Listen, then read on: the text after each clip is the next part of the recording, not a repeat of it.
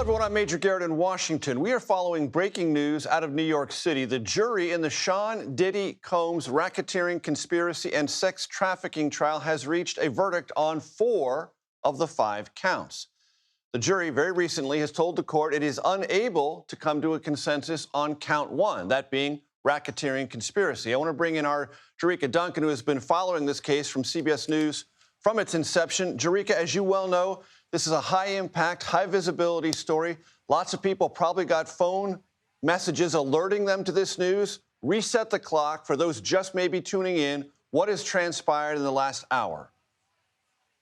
In the last hour, we've seen Sean Combs' children arrive in 2 sprinters. They just went inside the federal courthouse there. His mother was there earlier today, and about an hour ago, I remember seeing a couple of the defense attorneys running inside. So it was clear that there was an update. And throughout this, we've been receiving notes. But this particular note read, according to our reporter that's inside, quote, "We have reached a verdict on counts 2, 3, 4, 5. Unable on count 1, they said, have jurors with unpersuadable opinions." So what are counts 2, 3, 4, and 5? Those have to do with the sex trafficking and transportation for the purpose of prostitution. They involve Cassie Ventura, an ex-girlfriend of Combs, as well as Jane, another person who testified under that pseudonym, also an ex-girlfriend of Sean Combs. That racketeering conspiracy, though, that is the most serious charge, and it's complicated. There are 8 criminal elements.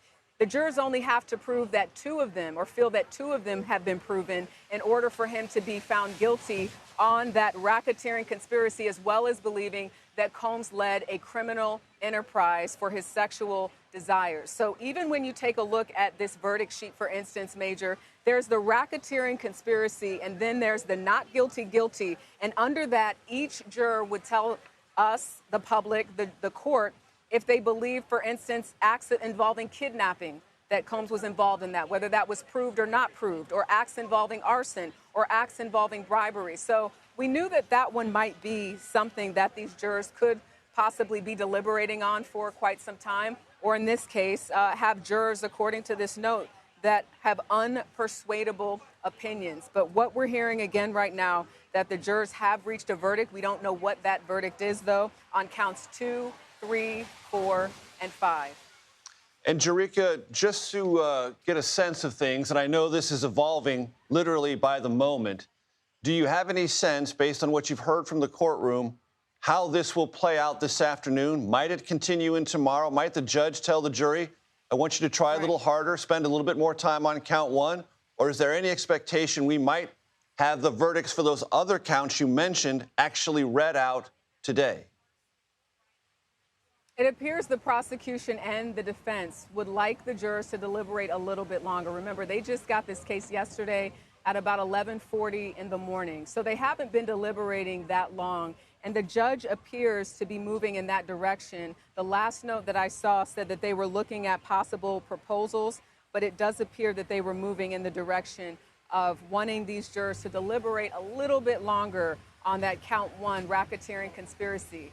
There is a chance, though, they could stay a little bit longer tonight, because early on, the judge said during his instructions, listen, the court closes at 5, but if you all feel that you want to go a little bit later, let us know, and we might make that accommodation. So perhaps we're in that space of maybe they deliberate a little bit longer, maybe they deliberate until 7 o'clock this evening. We don't know, but that was always an option that the judge set out during his jury instructions yesterday. Jerika, you've covered this case extensively, and that is putting it mildly. Remind our audience the central arguments made by the prosecutors and the defense counsel representing Sean Diddy Combs. The government essentially said that Sean Combs led a criminal enterprise for his sexual desires, that he tried to cover up crimes, that he was the leader of this criminal enterprise, and that he committed at least 2 that they believe of these elements that are part of the racketeering conspiracy. In fact, I can't even say at least 2. They believe that he committed all of them, but they only need 2 from the jurors, as I mentioned before. The defense, though, in their closing arguments said that there were 2 trials that were going on here. One that had to do with witnesses that they believe were not being truthful, and the other one had to do with evidence. And they asked the court, look at the evidence. Look at what those text messages were from Cassie Ventura, from Jane, where they appeared to be willing participants. But the government reminded the jurors that even if you've seen 100 of those text messages where it looks like they are willing participants, you only need to find one time, for instance, with sex trafficking, that they were forced or there was fraud or coercion.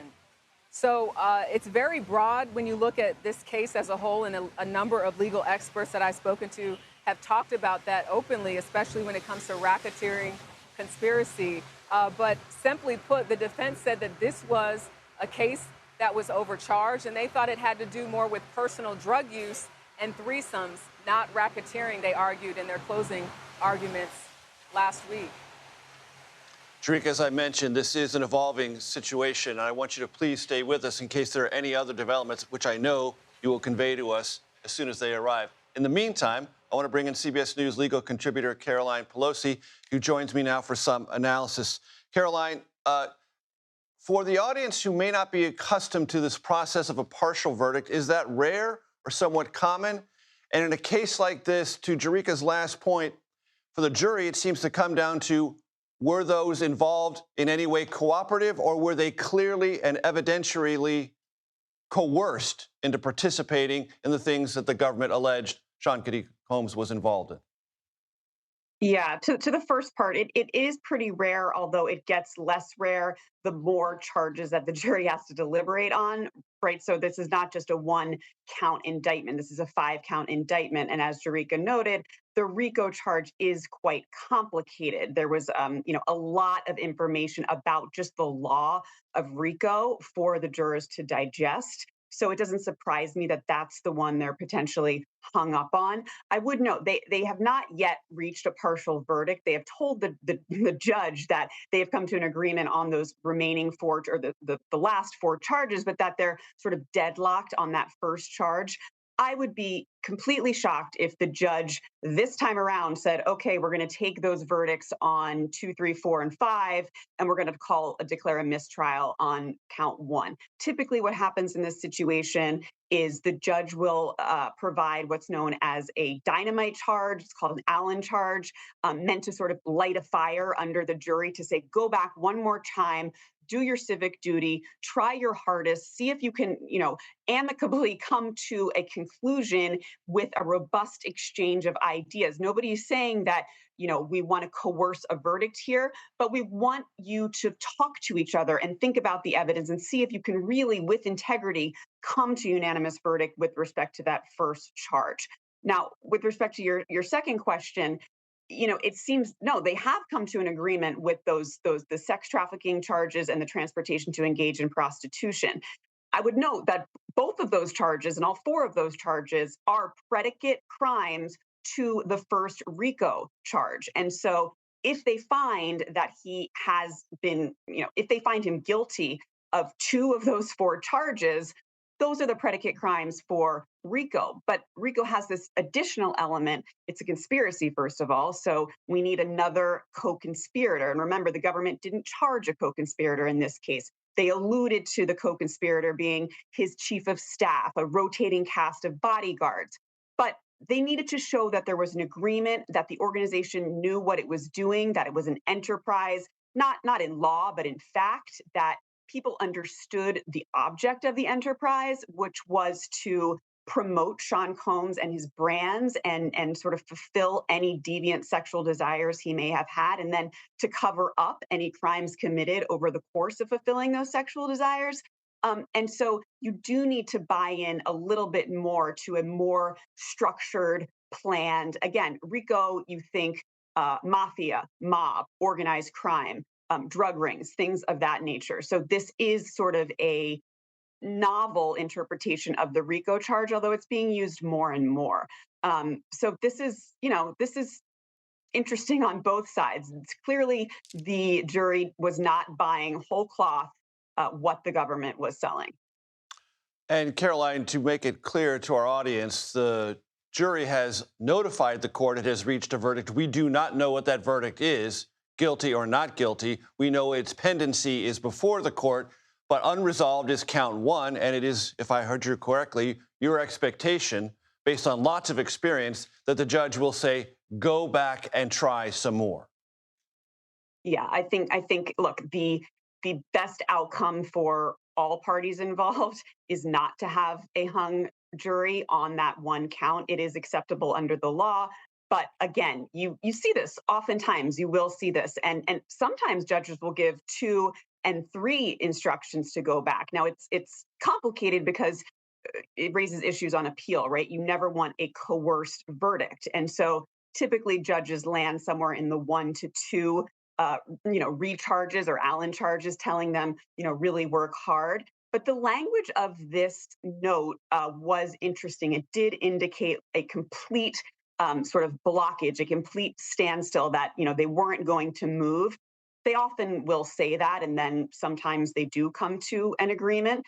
Sometimes they don't. So it very likely could be that the outcome of this trial does result in a hung jury, a mistrial on that first RICO charge.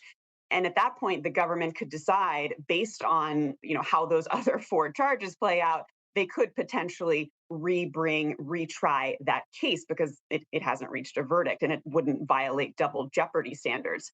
But those remaining 4 charges, I would note, the sex trafficking charges are hefty charges. If they win on the sex trafficking charges, that's essentially a win for the prosecution. Those carry with them each a mandatory minimum of 15 years in prison. So if he's found guilty on both, that's 30 years in prison. The transportation to engage in prostitution is sort of a lesser burden and indeed a lesser penalty. I think if he's found guilty only of those 2, the prosecution would consider that a real loss. And then with this RICO charge, it's the top charge, carries with it the possibility, a maximum sentence of life in prison, depending on how the guidelines play out with respect to this particular defendant. But there's a lot of different ways this could play out at this point, a lot of known unknowns, as it were. Caroline Polisi, thank you so much for that perspective, especially on the charges and if guilty verdicts are brought, the implications for Sean Diddy Combs. I want to bring back Jerika Duncan, who's there at the courthouse with any latest of the developments, as well as a sort of summary of this very busy afternoon. Jerika? Yeah, I'm just getting a note, Major, and it says at the end of it, because it's kind of long, I'm trying to parse through it all, but that the judge could inform the jury if it deliberates, we persist, they would come back Monday, July 7th. And then it says, I can tell them if they agree July 3rd and make accommodations, but that does pose logistical issues. Which way do parties want to go? Government says, give them the option to deliberate on the 3rd. And then defense says they need a minute. So this is happening in real time. But I think all of this means that the judge is moving in that direction of saying, listen, you guys have been deliberating, 12, 13 hours. Let's go a little bit longer to see if you guys can reach a verdict on that count 1. This is playing out, as Jerika just noted, in real time. It is incremental. The judge is wrestling with the various equities involved, with the jury coming back to it with verdicts on 2 of the 5 charges, not on count 1. That's our recap. This jury in the Sean Diddy Combs trial in New York City has reached a partial verdict. Let me reset that. On 4 of the 5 counts. The jury has informed the judge it is unable at present to reach a decision on count 1. That charge is a racketeering charge. Next, the other significant story of the day, he calls it this, the House legislation calls it this, the Senate legislation calls it this, the big, beautiful bill. It has passed the Senate. A look at that with all the details and implications next on The Takeout.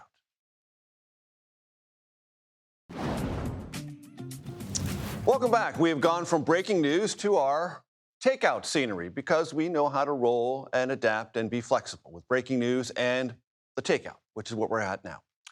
The Senate narrowly passed President Trump's massive budget bill this afternoon, about noon Eastern time, and sent it back, as it had to the House of Representatives.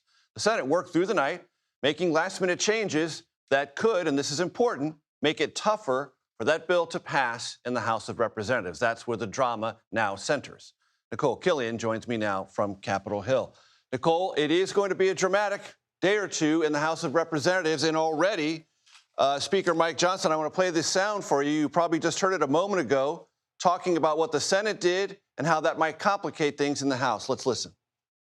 I encouraged them to amend it as lightly as possible. They went a little further than many of us would have preferred. But we have the product now. We have a product now. The question is, can they pass it? Nicole. Yeah, well, that is the big question, although, there was quite a bit of drama here in the Senate, too, between reading the bill on the floor, that big vote-a-rama that they had that lasted well over 24 hours. But look, many conservative hardliners like Chip Roy have indicated that they're inclined not to support this. In fact, even suggesting that the odds of trying to get this done by July 4th just went down. So it is going to take some heavy lifting to get it over the finish line in the House. And Nicole, you had to get back to the Senate because there was a tremendous amount of effort redrafting of key portions of this legislation. You talked to one of the leading legislators behind this bill, Lindsey Graham, the Budget Committee chairman, about that process. What did he tell you? Yeah, that's right. Well, look, I mean, you're very familiar with the dynamics and the procedures here on Capitol Hill. And whenever you have a big piece of legislation like this, everybody likes to put their imprint on it. And so that was part of the purpose of that vote-a-rama, where senators had a chance to file various amendments on this bill. But usually right before you have that final vote, there are usually these wraparound amendments over in the House. It's a manager's amendment where sometimes they fold in all of that deal making, the language of that deal making into a final amendment. And so that dropped pretty late in the game, right before this vote took place, because there were several key changes in it. Many of them provisions, for instance, that Alaska Senator Lisa Murkowski had kind of pushed for to win over her vote. Things like increasing, monies for rural hospitals. She wanted some changes to some of the SNAP provisions. There were some other changes with respect to the clean energy tax credit. So all of that dropped pretty late in the game. And I asked why that happened. Take a listen to what Budget Chairman Lindsey Graham told me. All these changes were rolled in at the last minute. The amendment dropped right before the vote. Some people didn't even have a chance to see it. Yeah, it's the wraparound amendment. You take all the things you negotiate. But people barely had a chance to look at it, sir. They had plenty of chance to look at it. They're not going to vote for the bill anyway. The people that were going to vote for the bill had a chance to have the bill changed, and you put it all in a big pot. So the budget chairman, they're defending the process. Obviously, there were a number of lawmakers, though, that did say, look, we didn't have time to go through that. And that is a sticking point for some lawmakers. But ultimately, we know that Senate Republicans wanted to clear this bill. The other person that I talked to of interest major was Senator Mark Wayne Mullen, because, of course, we saw the vice president very engaged here on Capitol Hill, not only today, but also over the weekend to help get this bill cleared. Take a listen to what he said about the vice president's role in all of this. What does that say if you need the vice president to get this over the finish line? I'm pretty sure Vice President Harris broke records for how many ties she had. So how many times has JD been up here versus how many times Kamala Harris was up here? And obviously, the vice president's vote essential, because without that, this bill would not have cleared. The Senate simply couldn't afford to lose many votes. They already had 3 hard no's. That's why flipping Murkowski was key. And of course, getting the vice president to cast that tie-breaking vote, Major. Nicole Killian on Capitol Hill. Thank you so very much. Also on Capitol Hill, with a very different perspective, New York Congressman Richie Torres. Congressman, it's great to have you on the program. I hope very soon to have you here in the studio. It's a beautiful studio. I hope you'll join me here sometime soon. You're from the Bronx, sir. Talk to me about your district and its unique relationship to Medicaid and the implications for those in your district in this legislation.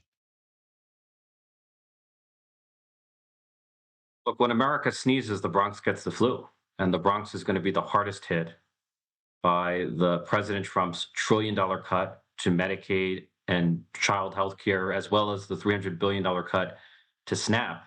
There's no congressional district in America that depends more heavily on Medicaid than mine. 67% of my residents are enrolled in Medicaid, more than 70% of children, more than 80% of nursing home residents, more than 90% of baby deliveries are covered by Medicaid in my district. Just about every hospital, which depends heavily on Medicaid, is either teetering on the brink or in the red. And the so-called big beautiful bill would deeply destabilize the healthcare system in the Bronx and elsewhere in America. It's a catastrophe for the working poor people of the Bronx. When the White House says, Congressman Torres, that these changes to Medicaid are for the sake of efficiency and to get those who are able-bodied without children to either volunteer or find work or look for work, they call those common sense reforms. What is your response? You know, it's one thing to defund Medicaid, it's something else to lie about it and pretend to do the exact opposite of what you're doing. The Republicans have been deeply dishonest. The percentage of able-bodied adults without children who refuse to work is 0.2% of all Medicaid enrollees. The largest category of people who benefit from Medicaid are children, right? In New York State, the elderly and the disabled make up 20% of enrollees, but 60% of Medicaid spending. So the Medicaid program overwhelmingly benefits those in greatest need, the young, the elderly, the chronically ill, and the disabled. So make no mistake, a $1 trillion attack on Medicaid is inevitably an attack on the most vulnerable people in our society. You made a reference to SNAP, Congressman, that Supplemental Nutrition Assistance Program. It used to be called food stamps. What does that mean in your district? Throughout the United States, there are more than 40 million Americans who depend on SNAP, about 13% of the population. In my district, it's much higher. 1/3 of the Bronx population depends heavily on SNAP for food security. And the problem with SNAP is not that it's overfunded. The problem is that it's chronically underfunded. The maximum SNAP benefit over the course of a month is about $292, which amounts to a daily SNAP budget of $6. Like a single meal can easily cost more than $6. A cup of coffee from Starbucks or Dunkin' Donuts could cost more than $6. And keep in mind, over the last 4 years, American families have seen a 25% rise in food prices.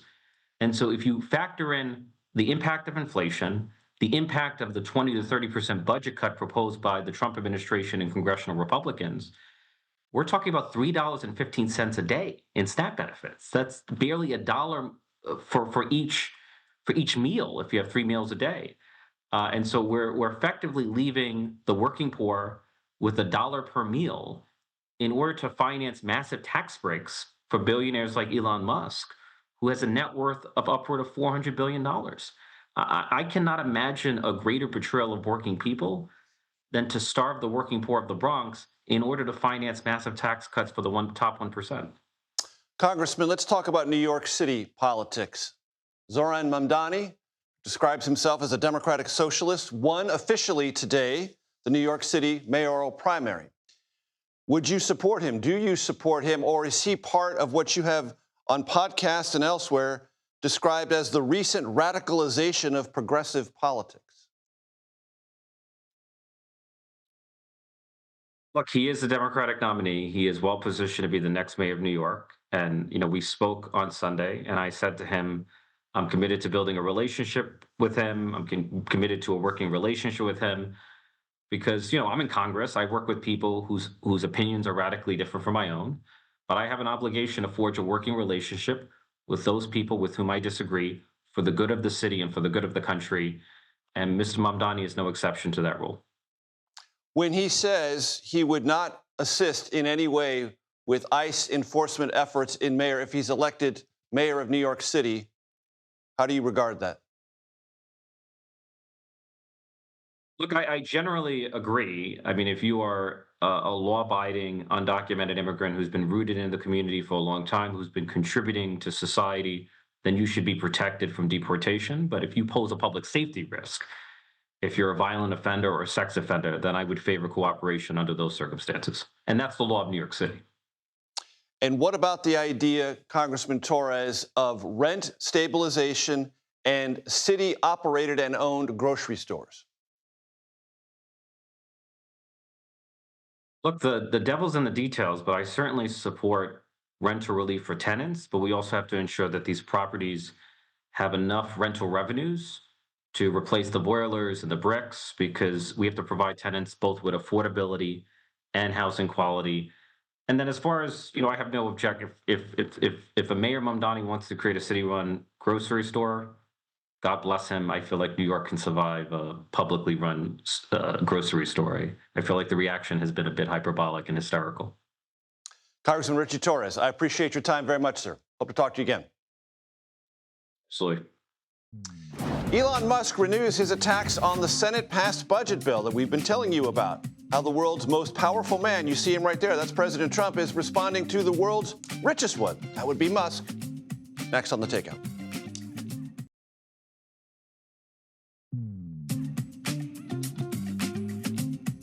Welcome back. Here is a look at what else we, and now you, are watching this evening. We are, of course, continuing to keep an eye on the Sean Diddy Combs trial in New York City. The jury in the case has ended, I want to say that again, ended deliberations for the day. Those deliberations will resume tomorrow. That comes after the jurors reached what is known in court terminology as a partial verdict on 4 of the 5 counts alleging crimes by Sean Diddy Combs. The jury has been unable to reach a decision on the first count, that is the racketeering charge. Stay with CBS News 24/7 for continuing coverage of this very big story. Former Presidents Barack Obama and George W. Bush delivered a rare public rebuke of the Trump administration now that USAID, that's the Agency for International Development, has officially been absorbed into the State Department. Former President Obama called that move a colossal mistake, that's a quote, and President Bush said it was a, quote, travesty, as he highlighted the success of HIV and AIDS programs, principally in Africa, that were started by his administration and carried on by successive administrations. The USAID headquarters, however, is not going to be empty for long. It was announced late today that the Ronald Reagan building in Washington, where USAID was once housed, will be the new home for the FBI. The announcement follows nearly 2 decades of searching for a new facility. That included potentially moving the agency out of the district. The University of Pennsylvania has agreed to ban transgender women from its female sports teams. The voluntary agreement resolves a federal civil rights case against the Ivy League school. The case focused on Leah Thomas, a swimmer who became the first openly transgender athlete to win a Division I title. In March, the Trump administration paused $175 million in funding to Penn over its trans athlete policy. Joining me now here at the family table to discuss these and many other topics, former DNC Chief of Staff Jaime Moore. He is now at Cornerstone Public Affairs and probably happy about that. And former Republican Senior Congressional Aide Rena Shaw. Rena, I want to talk to you about the budget economic bill. You know, Jaime knows, I know, it's an iron rule of Washington. It's not my rule. It's just a fact. Reconciliation bills under a unified House, Senate, presidential majority always pass. It's not a matter of if, it's a matter of when. So the only question is when. Do you think it's going to pass before the 4th of July deadline set by President Trump? And what are the implications for the person who put it over the finish line in the Senate, Vice President J.D. Vance? Oh, J.D. Vance, my gosh. How can I put it? Where are the words that we can say about this man's legacy that's always on his mind? Why is it on your mind, J.D.? You might be the next president. Why are you thinking about what Americans are going to see you as? And I think it just tells you what this administration is all about in 2.0. It's big egos all the time serving themselves. And that's my point here. Because look at Elon Musk, who was so cozy with Trump just a few weeks ago, it felt. And this bromance that just erupted. And now we know, really, for, I think, principled points here. Elon Musk has a really big problem with conservatives conning the American public, saying that they are for limiting federal spending while driving up the national deficit. So that I want to give him some credit for, Elon Musk. Trump, on the other hand, says it's the subsidies, Elon. You've been, you've been taking them for so long. Why don't we cut them off for you now? But again, the real focus should be on the vice president, who gets kind of lost in all this. Having to make that tie-breaking vote, I think he was proud to do because he sees an opening for himself now with Elon gone. And he knows that these razor-thin margins in Congress, again, create an opening for him to start talking about his values, his ideas, and 2028. And if he is a Trump successor, he can say the vote that I cast made all of this possible. Indeed. If it works out. If it works out. Yeah. The DNC, Jaime, the DNC, the Democratic Senatorial Campaign Committee, all looking at this legislation as the marker that they are going to put before the voters next year. Yeah, look, and I think Democrats have been saying this for the last 6 months. They've been waiting for the moment that they can hang their hat on something that they can say, this is Trump's legacy. This is the thing that he said he wouldn't do, but he did do. And so I saw Hakeem Jeffries last week. I've heard from many Democrats in the House and the Senate. And what they're going to do over the next couple of days is present this bill as the exact opposite of what Donald Trump said he would do. He said he would lower costs. He did not. He said he would keep us safe and out of wars. He has not. He said that he would make sure that he expanded health care. He's taken away health care. And so I say Democrats, particularly those in the House on the front line, will go out this summer on a tour and from state to state, city to city, and say, look, we are now, not only are we the party of opposition, we're the party who want to bring health care back, who want to make sure that jobs are coming to Appalachia, jobs are coming to the South. And so Democrats have now some fodder to really communicate about their plans, but also a real clear opposition to Donald Trump. And to that point about organizing and trying to find voters and persuasion this summer, is that going to sound and look more like Zohran Mamdani or not? I don't know. Look, one thing he says it's a model. No, I do think it's somewhat of a model. But look, Chairman Ken Martin, who's from Minnesota, he's never lost an election since he's been chairman of the state party there, and he really enjoys this. He's really good at this. We've been waiting for that Ken Martin moment. Yeah. He's really good at this, and so what he's done over the last couple of weeks is reorganize the Senate Democrats, the congressional Democrats, the governors, and bringing them together and say, look, this is a unified message. This is a time for us to really hit hard, and he's going to use his skills to do that. And so I don't know if it's going to be the Zohran model. I think it's going to be a bit of both. Cory Booker, Zohran, all these Dems who matter, J.B. Pritzker. Rita, jump in, because Republicans would like nothing more than to see the Zohran Mamdani idea nationwide. As the avowed socialist, right? and that's really tricky for the Democrats is how do you continue to say, wait, we've got this person that was out there listening to the voters, building a broader coalition of young and diverse voters, although I will say Cuomo took the black vote, that shouldn't be discounted. But Mamdani was able to pull ahead with Harlem as well. In essence, what we see is a political earthquake that we knew was coming. Is the federal bench of Democrats going to get it? I don't think so. I wouldn't be so sure because they haven't cleared the way. I mean, you've still got Nancy Pelosi, you've got Chuck Schumer, you've got people that do not want to move out of the way for a crop of people like AOC. So they stand on one side. However he is described, Zohran Mamdani said, I went to the districts that went most heavily for Trump. I asked them what was on their mind, and he got their votes in this mayoral primary. For whatever that might be worth, that's what happened. Hyman Moore, Rena Shaw, thanks so much for being here. I appreciate it. We have a lot of bodyguards and a lot of cops that are in the form of alligators. Surrounded by alligators and pythons, not just metaphorical ones, the president touted a new migration detention center the White House says has only one way out, through deportation. A look at what officials are calling, Alligator Alcatraz. Next, here on The Takeout.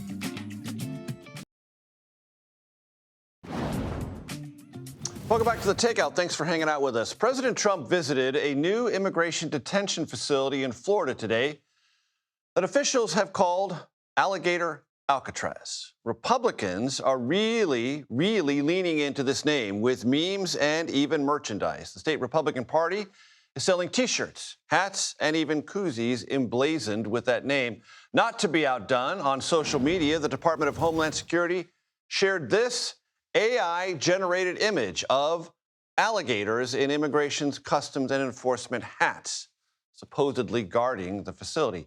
President Trump shared a similar idea today. You don't always have land so beautiful and so secure. We have a lot of bodyguards and a lot of cops that are in the form of alligators. You don't have to pay them so much. But I wouldn't want to run through the Everglades for long. Now, despite what the administration has said, it is likely that many of the people to be held in this facility when it opens will be non-criminals. Data from the University of California at Berkeley shows that 44% of migrants arrested since late May have no criminal history. Our Manny Bajorquez is following the latest on this new detention facility. Heavy-duty tents and trailers now dot the remote facility that had been mostly used for pilot training. Designated now to become the nation's newest migrant detention center, officials say could house up to 5,000 detainees. The isolated outdoor facility dubbed Alligator Alcatraz is surrounded by dangerous wildlife, oppressive heat, and raises alarms with immigration advocates over due process concerns. And there's another issue.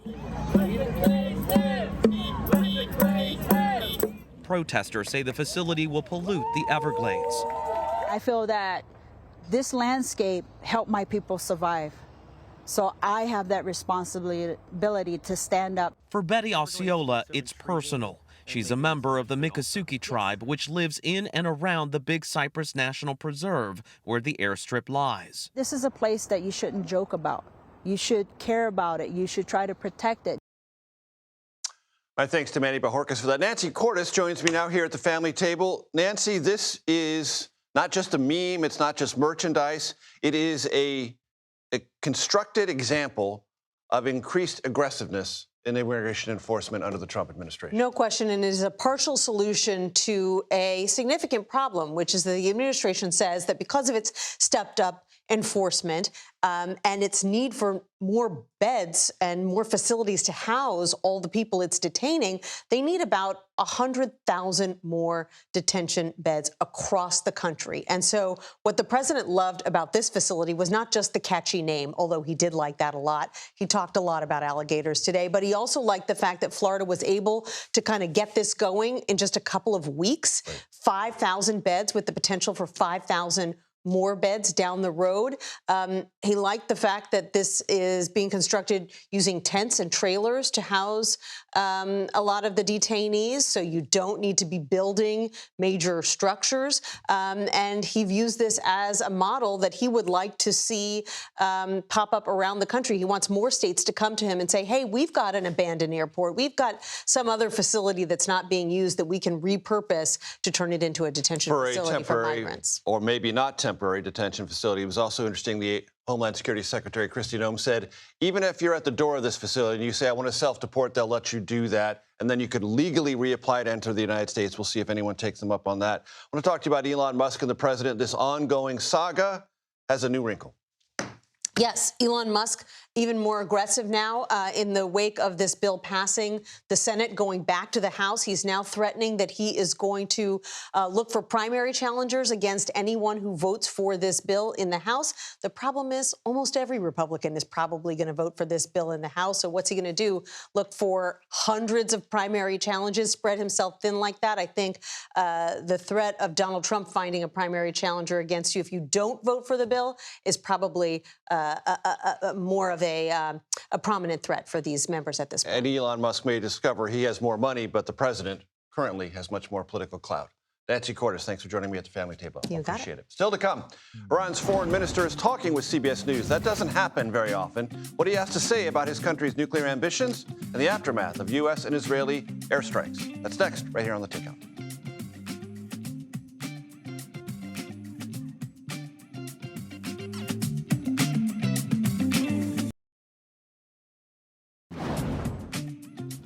Welcome back to The Takeout. Iran's foreign minister, Abbas Araghchi, is telling CBS News that he doubts negotiations with the United States will resume quickly, but he isn't foreclosing diplomacy. The foreign minister spoke with our Imtiaz Tayeb in his first interview with a Western television network since U.S. airstrikes.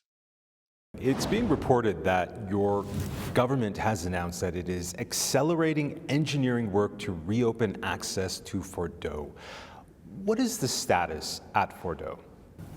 Bismillah ar-Rahman ar-Rahim. No one exactly knows what has transpired in Fordo. That being said, what we know so far is that the facilities have been seriously and heavily damaged. The Atomic Energy Organization of the Islamic Republic of Iran is currently undertaking evaluation and assessment, the report of which will be submitted to the government. Have Iranian inspectors been able to access Fordo, or are they still trying to attempt to access it? It is the Atomic Energy Organization of the Islamic Republic of Iran that will have to respond to that question, because it is them who are currently doing the inspection and assessment. President Trump has made it clear multiple times that Iran's nuclear facilities targeted in those U.S. strikes were, in his words, obliterated. Have they been obliterated?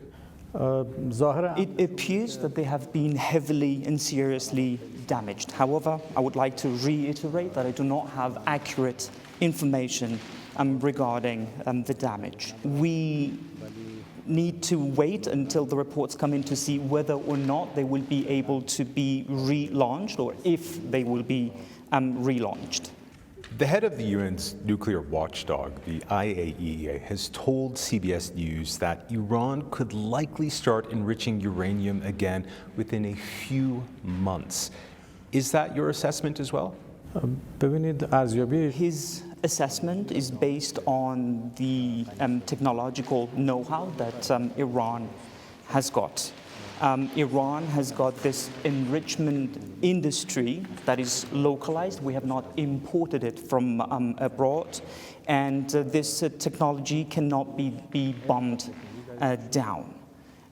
One cannot obliterate technology and science of enrichment through bombardment. And therefore, if there is this will on our part, which the will exists there, in order to once again make progress in this industry, we'll be able to expeditiously repair the damages and make up for the lost time.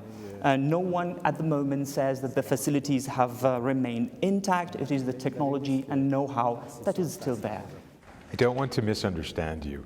If Iran can enrich uranium within a few months' time, will it enrich uranium? We're currently in the process of assessments post-Israeli and American aggression. We're currently developing our policies.